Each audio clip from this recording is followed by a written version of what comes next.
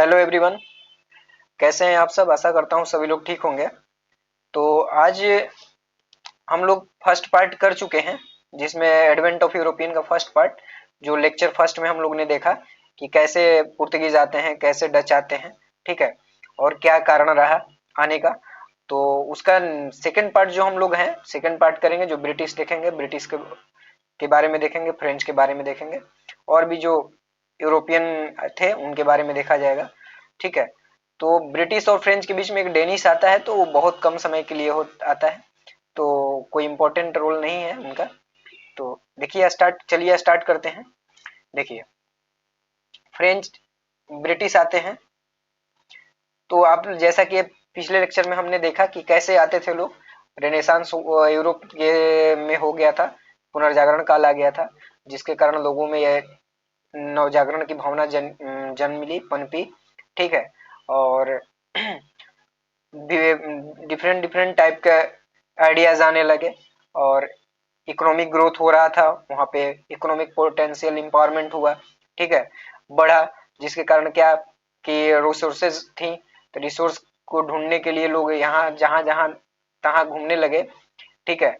और उस समय कोई कनेक्टिविटी तो थी नहीं, तो किसके माध्यम से? नौका के माध्यम से, या बड़ा बड़ा बेड़ा के माध्यम से, या जहाज के माध्यम से। टेक्नोलॉजी का भी डेवलपमेंट हो गया था, हो रहा था धीरे धीरे, तो उनके माध्यम से लोग एक जगह से दूसरे जगह जाने लगे और नई नई जगहों की खोज करने लगे। जैसे कोलंबस ने अमेरिका की खोज किया था, फिर वास्को डी गामा अपने इंडिया का न्यू अंतरिक्ष द्वीप के नाम से जाना जाता है, ठीक है। तो चलिए फिर हम लोग देखते हैं कि ब्रिटिश आए, तो ब्रिटिश ने चारों तरफ देखा और अपनी मतलब कि ब्रिटिश महत्वाकांक्षी होते थे, तो उन्होंने ट्रेड के लिए यहाँ पे आए। तो देखिए यहाँ पे फॉर्मेशन कब होता है, देखिए फॉर्मेशन में देखिए ईस्ट इंडिया कंपनी आता है 31 दिसंबर 1600 में, ठीक है। एक चार्टर, उस समय वहां की रानी जो थी क्वीन एलिजाबेथ फर्स्ट थी, तो उन्होंने चार्टर इशूड किया, इशू देख लीजिए, ठीक है। तो उन्हें क्या दिया उसमें? तो उन्होंने कंपनी को, कंपनी जो था उनको एक अधिकार दे दिया गया ट्रेड करने के लिए ईस्ट इंडिया 15 साल के लिए। Company monopoly to trade in the East India Company for 15 years, ठीक है। तो कितने दिनों के लिए, कितने समय के लिए हुआ भाई? 15 साल के लिए एक अधिकार दे दिया गया, ट्रेड करने का अधिकार, ठीक है। तो किसके द्वारा? तो एलिजाबेथ के द्वारा 1600 ईस्वी में 31 दिसंबर को एक चार्टर इशू तैयार किया गया था, ठीक है। तो फिर देखिए इसमें सेटलमेंट क्या किया गया था। तो सेटलमेंट इन इंडिया में देखिए ये देखिए कैप्टन थॉमस बेस्ट, जो कि 1612 में पुर्तगीज के ऊपर विजय प्राप्त कर लेते हैं, हरा देते हैं उनको। फिर उन्होंने एक फैक्ट्री एस्टेब्लिशमेंट करते हैं 1613 में सूरत में, ठीक है। फिर थॉमस रॉय परमिशन लेते हैं कहाँ पे? जहांगीर से, ठीक है। तो कहाँ फोर्ट बनाते हैं? आगरा, मतलब फोर्ट नहीं, फैक्ट्री, देखिए फैक्ट्री आगरा, अहमदाबाद, बरोच में। जहांगीर से उन्होंने परमिशन लेकर, ग्रांट लेकर, किसने? थॉमस रो ने, यहाँ पे आगरा और अहमदाबाद और बरोच में, ए ए बी, ठीक है। इसको कर सकते हैं बा, बा याद रख सकते हैं। तो क्या करेंगे? पहला आगरा, अहमदाबाद, बरोच में फैक्ट्री का एस्टेब्लिशमेंट करता है। फिर उसके बाद बॉम्बे आता है, देखिए Bombay came under the control of the company. Bombay भी मतलब कंट्रोल आ गया, क्योंकि चार्ल्स सेकंड को पुर्तगीज के द्वारा डोरी के रूप में उनको मिल गया था, ठीक है, जो उन्होंने शादी पर के दौरान उनको मिला था, ठीक है। शादी मैरिज की थी वहां के जो पुर्तगीज थी, उन उनको उनसे शादी करने पे इनको बॉम्बे को दान में मिल गया था। तो उसी समय से इन पे कंट्रोल हो गया। और उसके बदले में देखिए एनुअल रेंट क्या? English east India company, English company for an annual rent of 10 pounds. तो 10 पाउंड्स क्या देते थे? वो एनुअल रेंट लेते थे, ठीक है। चलिए आगे देखिए फिर मद्रास, सेंट फोर्ट, सेंट जो जॉर्ज था replaced Masulipatnam, English headquarter east coast, when the former was given by the Chandragiri chief to English in 1639 में, ठीक है। तो मद्रास में जो फोर्ट विलियम नहीं, सेंट जॉर्ज जो था, तो देखिए मसूलीपट्टनम को रिप्लेस करके फोर्ट बनाएगा सेंट जॉर्ज, कहा मद्रास में, ठीक है। तो ईस्ट कोस्ट पे ये था।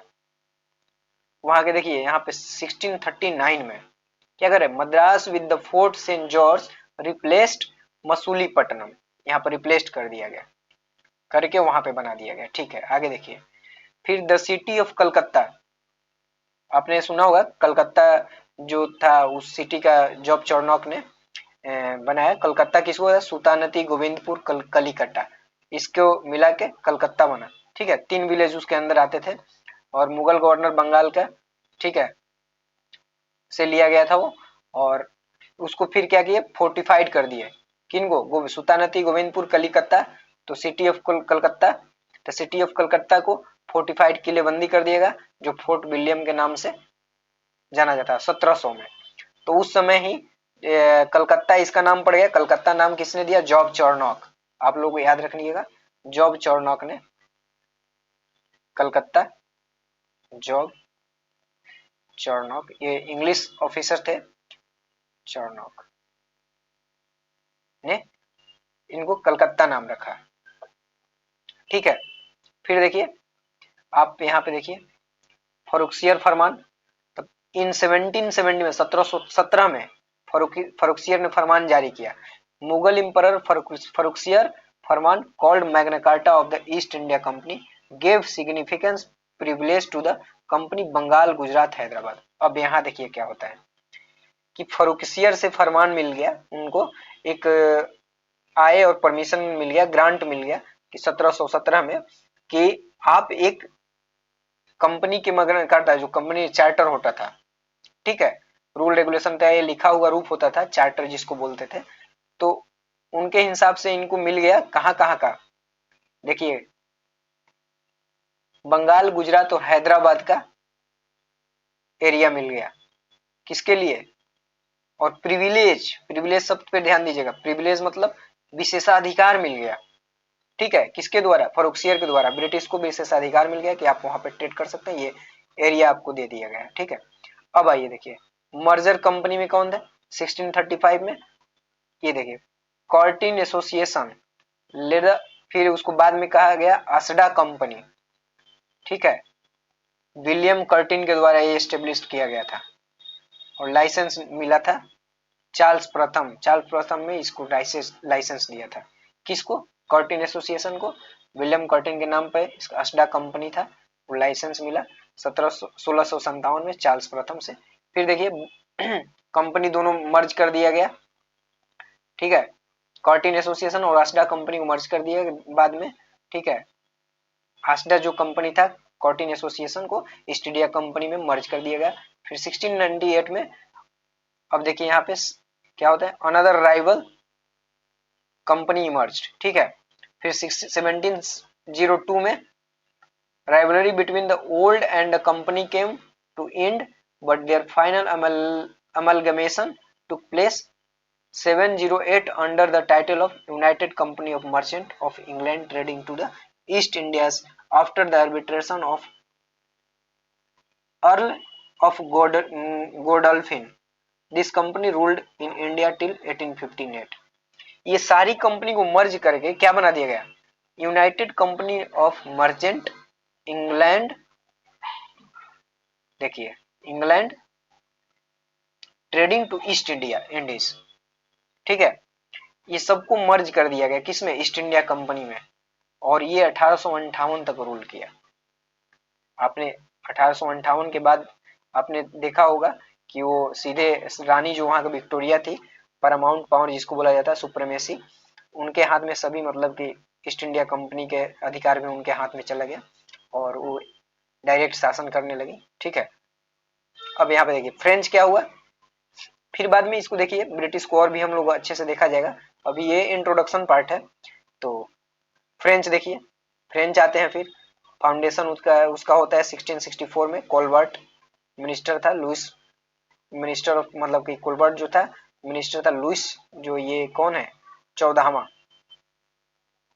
ठीक है, 14वें लुइस जो थे उनका एक कोलबर्ट जो था मिनिस्टर था, वो फाउंडेशन किया 1664 में। फिर देखिए कंपनीज, यहाँ पे ये भी कंपनीज बनाए। फिर सेटलमेंट क्या किया, ये देखिए सेटलमेंट पौंडीचेरी में हेडक्वार्टर बनाया।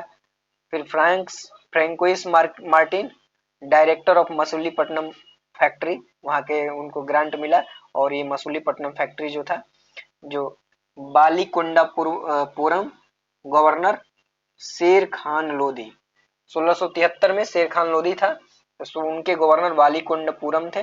तो उन्होंने मसूलीपट्टनम के फैक्ट्री को फ्रैंकोइस मार्टिन के द्वारा को वहां का डायरेक्टर नियुक्त कर दिया, ग्रांट मिल गया उनको उनसे। ठीक है, फिर उसको फाइनली क्या शामिल कर दिया, इंडियन यूनियन 1954 में इसको शामिल कर लिया गया था बाद में।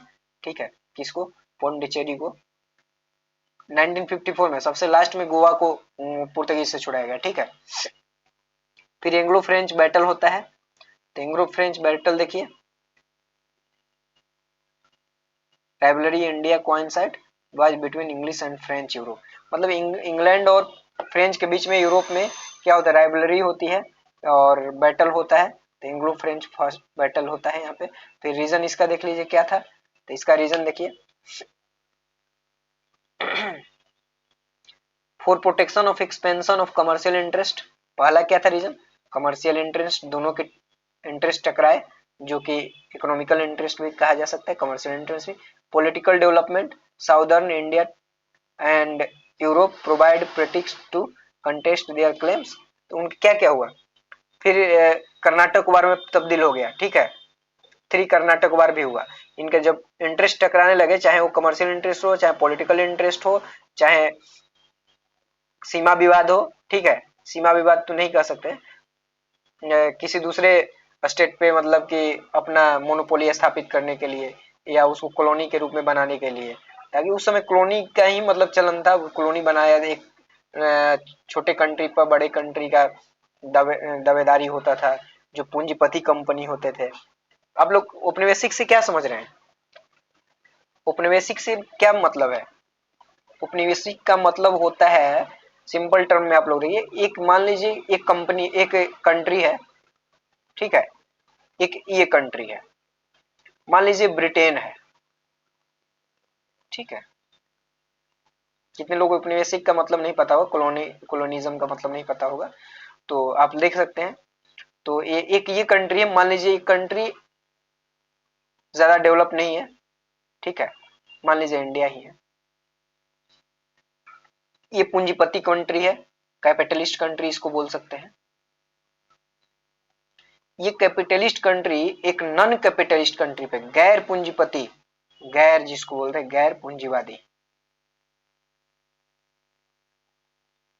ठीक है,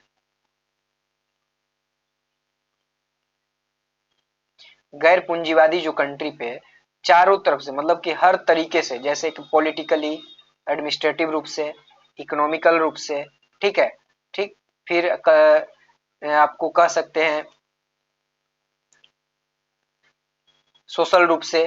ठीक है, तो ये इस डायमेंशन से देखिए, कैपिटलिस्ट कंट्री, नन, ये सभी एस्पेक्ट से उस पे सब्जुगेशन कर लेना, चाहे इकोनॉमिक के एरिया हो, चाहे सोशल एरिया हो, कल्चरली जिसको बोलते हैं कल्चर से रूप से, चाहे आपको पॉलिटिकल, चाहे एडमिनिस्ट्रेशन रूप से, एडमिनिस्ट्रेटिव रूप से। तो ये चारों तरफ से जब उसको अपने चंगुल में फंसा लिया या उस पर आधिपत्य जमा लिया, सब्जुगेट कर लिया, तो उसको बोला जाता है कॉलोनी। ठीक है, वो कंट्री का, वो नॉन कैपिटलिस्ट कंट्री का नॉन कैपिटलिस्ट कंट्री कॉलोनी हो गया, तो वो अपने हिसाब से वहां पे शासन करते थे। यही बात था इंडिया और ब्रिटेन में। ब्रिटेन में यूरोप यूरोप के लोग बहुत जागरूक होते थे उस समय, हो गए थे, और उसमें भी ब्रिटिश और भी जागरूक हो गए।